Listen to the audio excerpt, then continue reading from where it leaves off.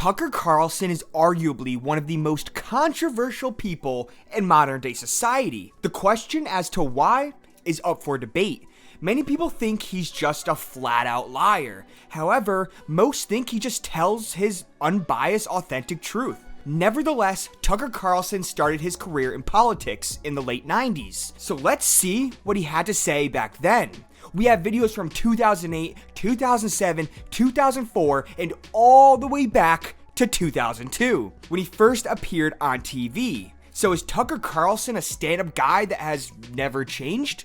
Well, let's find out right now. The first clip of Tucker Carlson I'm going to show you guys is from 2008, where he did an interview with Inside Media. I thought this clip was very fitting for the channel right now because yesterday and the day before I posted 2 videos about Obama and how Obama just got completely exposed by, guess who? Tucker Carlson. So if you guys haven't seen those videos, definitely check them out. But I want to show you guys this video specifically because Tucker Carlson talks about Obama. He doesn't shred him in this interview like he did last week. However, it's still interesting to watch. Let's see what he had to say. There's been a lot of talk about Barack Obama, if he gets the nomination, picking Hillary Clinton as his running mate. Yes. Do you think that would be a good strategic move or not for him to do that? And do you think it's likely to happen? Those are great questions. And in order, yes. I think, I'm not a Democrat, I'm not in the business of giving Democrats advice, but since you asked me, yes, absolutely. I think it would be very smart. I think, look at the numbers, I look at them for a living. A lot of people were voting for her, Democrats are voting for her, are saying, about half of them actually, a little more than half as of yesterday, are saying, we will not vote for him, period. Now I don't know what that's about. Quickly, sorry for pausing the video, but I want to ask you guys a question, and if you know it, comment it down below, and I will heart your comment and pin it to the top. The question is, what is young Tucker missing in this interview? Let's see if anyone gets it. Back to the video. Make your own decisions about that, but I'm just telling you, those are the facts as they stand right now. Of course, it would be wise to pick her. You unite the Democratic Party, and by the way, in 2008, there are a lot more Democrats than there are Republicans. It's not 2000 or 2004, where the country was evenly divided. The Democratic Party has grown, the Republican Party has shrunk. So you win every Democrat in America, you win. He should absolutely pick her. He won't. And he won't for 2 reasons. One, he doesn't like her. And that tells you a lot. Politicians who've actually been around for a while, whether you like the person, that's question 35 on their list of top 10 questions. Who cares? First of all, if it's your vice president, you're gonna hate the person by the end anyway. Because every president does. That's why kings kill their sons. Nobody likes to be succeeded by anybody else, right? There's that inherent tension. That's why Bush picked a guy who wasn't running, because he couldn't handle the idea of having to vie for attention with somebody else. So that's one reason. He won't. I think you should pick someone you hate in the first place and get it over with early. And just to clarify, he didn't. So Tucker was spot on with this one. Sorry for pausing the video, but I quickly just want to say that our channel is now officially dropping merch. I absolutely love the shirts myself. The quality is as high as you can possibly get. Trust me guys, this is not no cheap shirt. It is amazing and it feels great. If you guys want to help stop the corrupt left, get a t-shirt and show everyone around you who you're supporting, and let's win this election. The store is the first link in the description. Promise the shirt quality and everything about it is absolutely amazing. So if you want to support the channel and also rock an amazing shirt, check out the link in the description. Thank you guys so much. Back to the video. Second, and maybe more significant, his supporters, Obama's supporters, and I live in the District of Columbia, and my daughters who are right there can tell you, we don't know anybody who's not for Obama. Like everybody we know is for, everybody in the whole district is for Obama. I'm not saying Obama, I'm merely saying that his supporters think they have a moral problem with Hillary. They really do. They see her as the old way. Do you know what I mean? Like politics as usual. They would see him picking her as a total sellout, and they would be very offended by it. Every Starbucks barista in America, and that's his core demographic, Starbucks baristas, sort of, college educated, Macintosh users, Prius drivers, NPR listeners, Chardonnay sippers, whatever you want to call them, but you know what I mean. Well, they flip out. Is that right? You know I'm telling the truth. I'm not attacking anybody. I drink at Starbucks every day, but I'm just saying, you know what I mean. Honestly, my first impressions is Tucker Carlson is exactly the same. He still seems authentic. He still has that overbearing but hilarious laugh, and he's not afraid to say what he wants to say. His views on Obama haven't changed at all. Sure, he is saying his viewpoints on Obama definitely in a nicer way now. However, the core of them has not changed, simply. And I love that little roast at the end where he calls Obama voters college-educated, Starbucks drinking, Macintosh users. I still think the Democratic Party, and this is not a bad thing, but the Democratic Party does like to pertain to that kind of crowd. Let me know if you agree down below. This is an old blog post from 2007, and the title was, "Did Tucker Give Up?" And he stated, "This is already sort of old news, but a while ago, Tucker Carlson got rid of his bow tie. We interviewed Tucker over a year ago," interviewed spelled wrong, "and back then we had a very different attitude about the fashion accessory. He essentially implied that by not wearing the bow tie anymore, he would be giving up." So, did he? You can be the judge. And under it, they posted the video we are going to show you guys. However, after looking through it, there was a part that was pretty shocking to me. Roll it. I think college students are probably too politically involved. You know, politics is complicated, and you should have, it seems to me, more perspective on the world before diving in or weighing in on, you know, issues like that. You really get the feeling from college professors, or at least from the professors that I had, that America is this sort of deeply corrupt, synthetic place that's fallen so far short of its ideals. You know, which is true in some ways, but it's important to compare, to put that into perspective and to compare this country to the other, 192 countries in the world. And, it fares pretty well by comparison, actually. But you really get a sense, traveling abroad internationally, you really get a sense of how complicated the world is, and people are, and human affairs are. And I think a recognition that, we don't have all the answers is a really good place to start in political activism. What Tucker Carlson said right here was, I think, one of the biggest messages that we're gonna show on this video today. You can just tell he had a lot more optimism back then. He's still not pessimistic today. However, the optimism he had back in this interview was definitely a bit more than modern time. Nevertheless, another point I wanted to touch on was how Tucker Carlson said that college students at that time were too politically involved, which I find funny because today they're way more involved, and that is not even debatable. College students today, everyone today, regardless if you're in college or not, the younger generation as a whole is so much more into politics due to social media and the huge rise in the speed of communication. But it really just goes to show that the speed of communication, especially when it comes to politics, has risen so much that everyone nowadays seems to be in politics.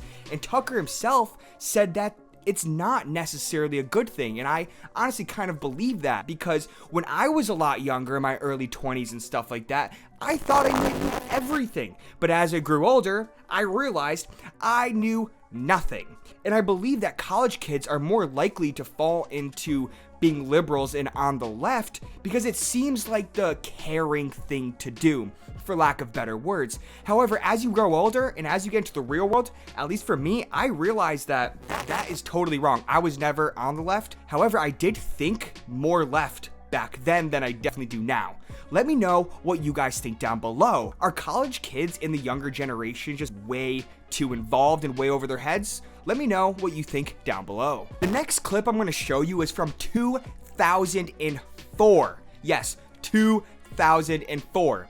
This is Tucker Carlson Unfiltered on PBS. Now, I thought showing this clip to you guys was extremely relevant to literally right now, because in this video, they talk specifically about the debates and the upcoming election. Now, this is 2004, so this is George W. Bush, and in this video, they talk literally about what's going on today. I'm not even gonna say it, I don't wanna spoil it, just check this out. Tucker Carlson Unfiltered. Tucker Carlson. An estimated 55 million people watched the first presidential debate Thursday night, and according to the many instant polls conducted in its aftermath, a lot of them thought John Kerry scored more points. Kerry was more specific in his critiques, more detailed in his prescriptions. But that doesn't mean he won, because presidential debates aren't like the ones you remember from high school. They're television events, and that's mostly the point. The object is not to out-reason your opponent, but to outshine him. I am not going to exploit, for political purposes, my opponent's youth and inexperience. It's not a contest of logic, but of men. Which is the more appealing leader? In that way, presidential debates aren't so different from the usual network lineup in primetime. This is the ultimate reality TV. Now, really quick, I'm going to pause right there because tell me if this sounds similar to what's going on right now. Tucker Carlson literally said himself that it's basically a popularity contest. And now I will say there's definitely a lot more corruption. Both sides are more radical. There's a lot more variables and things going on right now. Now, there's another part in this video where it almost sounds like they're exactly talking about Biden. But in the first part, I want to say that I think Trump, when it comes to facts and evidence, I think he wins right there. And when it comes to charisma and the popularity contest, I also think he wins there. Tucker Carlson back then was saying how Bush was the more charismatic, the more liked leader. Therefore, he was probably the favorite. And of course, George Bush did end up winning. Now today we have Trump, which in my opinion has both of those things. When you look at Trump supporters, they are insane. They literally support that man so much to the end of time. When I look at Biden supporters, I don't really see anything. No one's for Biden. Everyone is just against Trump. Let me know what you think down below. When you're writing about this, you're doing your column, working up your column late debate night, how do you decide who won? Well, partly decide who didn't lose. You know, it's kind of a negative scoring system, I think, that we all use on this thing. Really quick, I think we can all agree that Biden lost. I don't think there's one person in the world that think Biden won. I mean, I could be wrong. Furthermore, this unique medium, presidential debates, who didn't, stumble over their words? Who didn't misspeak? Who didn't say there's no communism in Eastern Europe, or whatever Ford said years ago? So in part, you get points for not screwing up. I was actually rereading today your column. It's funny that he just said that because how many times did Biden screw up?